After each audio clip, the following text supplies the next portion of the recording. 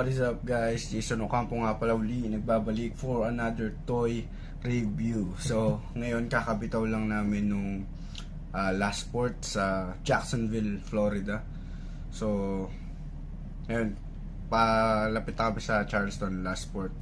So, lumabas ako dun sa Jacksonville nung nakaraan. Tapos, nakabili ako ng action figures dun.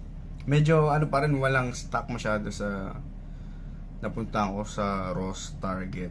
Walang masyadong Walmart doon na malapit. So, pero nakascore tayo doon ng mga ilang action figure na wala pa tayo.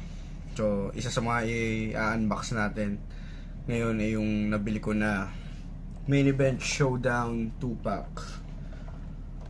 Jey Uso and Bron Breakker.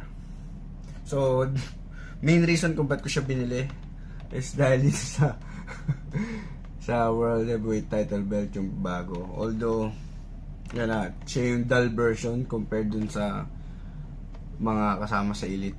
So, ito, medyo dull version, pero okay na. So, wala rin akong Bron Breakker. Tapos, ito pala yung pangalawa kong Jey Uso. So, inisip ko, baka i-benta ko rin tong basic na to kung di ko magustuhan. Kasi, mas focus ako ngayon sa Elite tsaka sa Ultimate Edition, pero yun. So, kumpleto rin yung ano dun main event na 2-pack. Meron din siya na itong si Dominic Mysterio tsaka Liv Morgan, tapos itong The New Day. So, ito na lang yung pinili ko kasi nga meron siyang belt.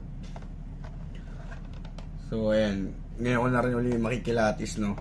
Up close yung articulation na, bagong articulation ng mga basic action figure. So, buksan na natin.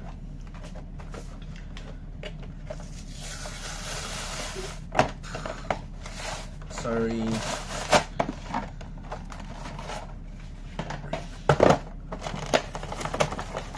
So, napansin ko lang din yung price nito, mga 2 sa US. Katumba siya ng isang Elite action figure. So, I mean, kung gusto niyo ng quantity, just more character kesa syempre quality ng Elite or Ultimate Edition, pwede rin naman na bumili kayo nito.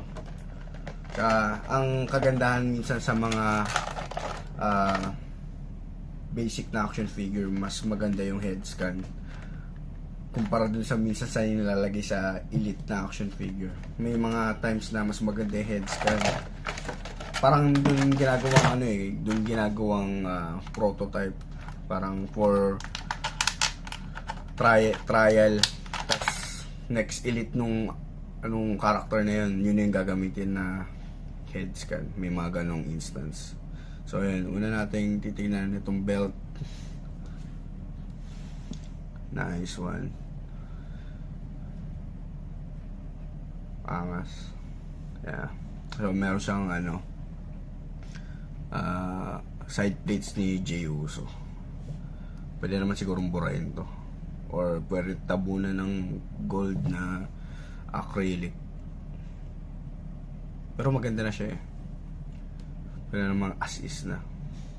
So meron ako CM Punk dito na nabili na nakaraan. So ilalagay ko siya doon dahil siya yung current champion. Magkano rin to eh. Pag yung kasama sa mga Elite na ganito na World Heavyweight title, parang nasa 500 din ang bentahan. Pero itong dull, ewan ko, siguro ba 300, 200 lang siguro to. Pansamantala. So, saan natin to si Bron Breakker. Oh, okay. Bron Breakker. Para siyang, wala siyang, plain lang. Plain tights. Walang any design. Tas, ewan ko, ito yung ginamit na head scan dun sa una niyang Elite na action figure, yung may cheese version. So yun, meron siya ng Goldberg tattoo. Okay. So tight joints, maganda.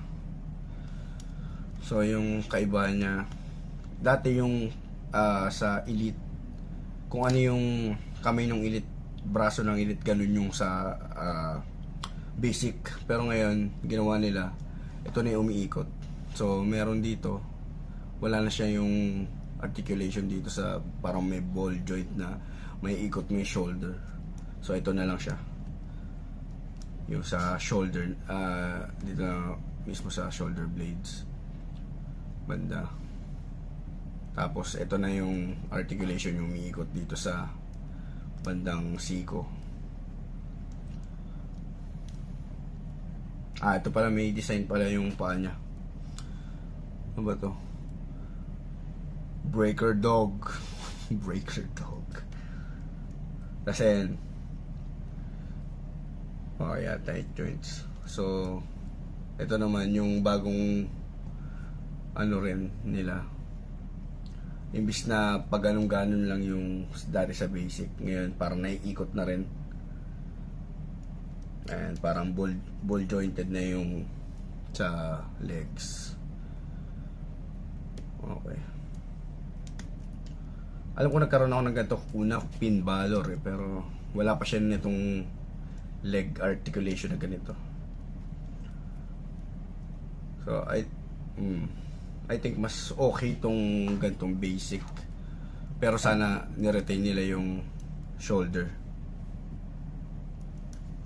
So yun, si Bron Breakker. Wala pa ako nito, pero nagbabala ako bumili ng ano niya. Elite yung bago. Ayun, commercial break lang tayo saglit kasi may kumatok. So,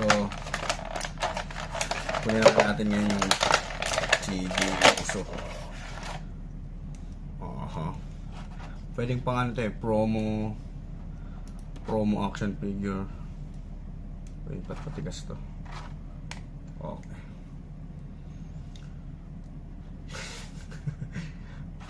Ang cute ng heads ka ni... Meron ako nung ano niya, Ultimate Edition, yung naka blue and black tights. Yung blue and black attire si Jey Uso, pero wala akong gantong heads kanya. So, pwede rin i-keep main event. Tapos yeet. So, yun lang. Medyo sa ano yata, may konting yellowish dito. Tapos may scratches yung dibdib. Ewan ko. Pero ano naman siya, mint inside card. So siguro sa production lang. Ang kulit nung attire niya, parang marble yung kulay. Marble, parang white marble something. It's white shoes. Okay.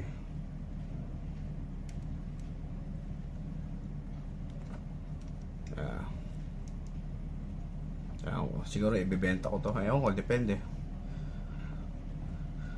Okay rin na may extra eh. Yeah. Yun lang, hindi siya makapag-yeet. Tatry ko kung pwede mag-yeet. Ayan, pwede yata. Ay, tulog yung kamay. 1-ish.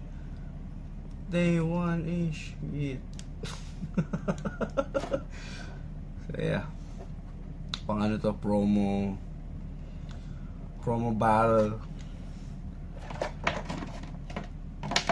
So ayan, ito yung belt ni Jey Uso. Alright. Parang medyo maliit yung World Heavyweight Champion. Hindi ko sure. Yeah.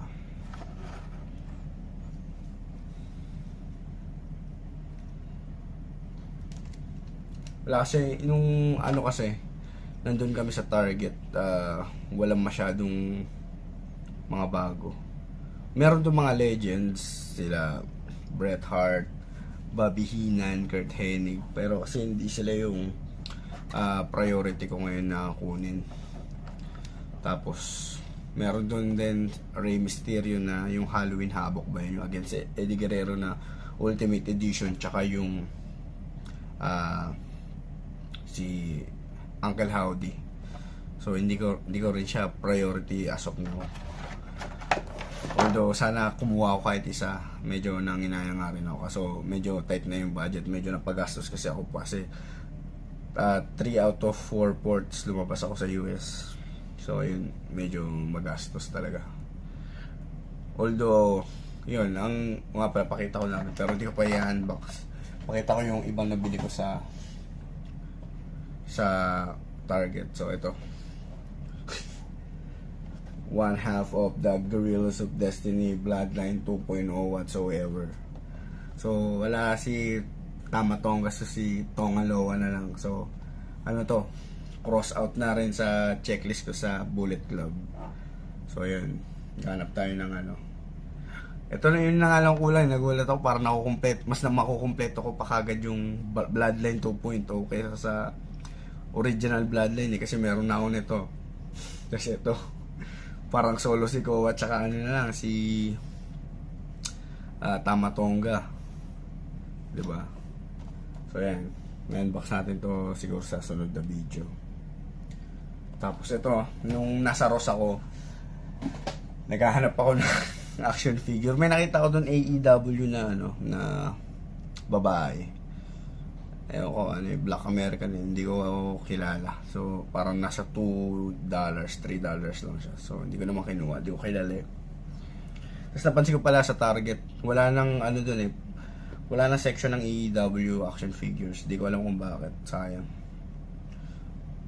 Naglibot-libot ako doon, wala talaga. So, ayun, nung nasa Ross ako, wala akong nakita action figure. Tapos may parang paikot doon, mapunta sa counter, may mga items. Pagkatingin ko, bigla bumungad to si LA Knight, man. LA Knight, damn son.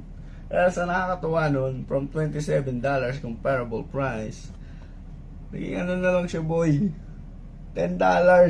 Mas mahal pa to si Solo Sikoa. Ay, si Solo Sikoa, Tongalo. Kesa dito kay LA Knight na certified megastar. So, sobrang solid din ng heads ka nito ni LA Knight. Although nagbabalak akong mga Ultimate Edition sana bibilin ko, pero since nakakuha na ako nito, ano na siya, tanggal na siya sa list ko ng mga bibili ko ng action figure. $10 lang. Dalawa sila nun eh. Dalawang LA Knight na tag $10 sa Ross. So, pag sinaswerte ka nga naman, kaka-figure hunting, di ba? So, medyo nag-pay off din yung paglabas-labas ko kasi unang dalawang puwerto, wala talaga halos. Lalo nung unang puwerto, wala. Sa Jersey Garden kasi kami nun. So, wala dun. So, last Port Charleston, hindi ko alam kung lalabas pa ako, pero hindi na siguro. Wala na rin akong budget. Kumbaga, nag-exceed na ako sa budget ko. So, yun. Siguro, next video, i-unbox natin to. I-review natin itong dalawang action figure na to. Pero, yan, itong dalawang basic 2-pack. Ano ba? Maganda eh. Naganda na ako dito sa Braun Breaker. Although, mukha talagang as in basic, ano talaga siya, parang default default character. Ang ano kasi, ang plain ng Ateruala. Parang hindi ko na all black lang siya. Alam ko lagi may design yan dito lagi.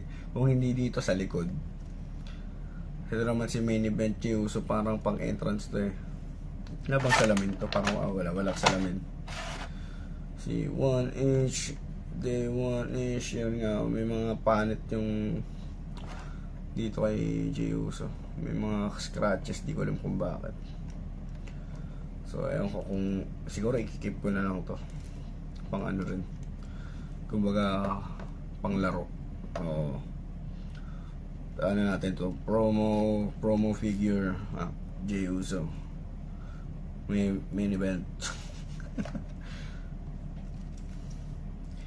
Kaya ba mag super kick na to? Puta. Kaya. Okay. Pumbaragan yung mukha ni Braun Breaker. Solid. So, yun lang. Overall, sobrang satisfied naman ako sa action figure na to. Actually, na-exceed niya expectation ko eh. Yeah, ang ganda ng heads ka ni Jey Uso. Parang for keeps talaga. Kung ibibenta ko, siguro tatanggalin yung ulo. Papalitan ko nung screaming heads ka dun sa sa Ultimate Edition. Ang cute eh, mukha siyang mukha siyang Indiano eh. So yun lang. So next video na lang yung dalawang action figure na i-review natin. Pero as of now, ito lang muna. Thank you. Bye. Ciao.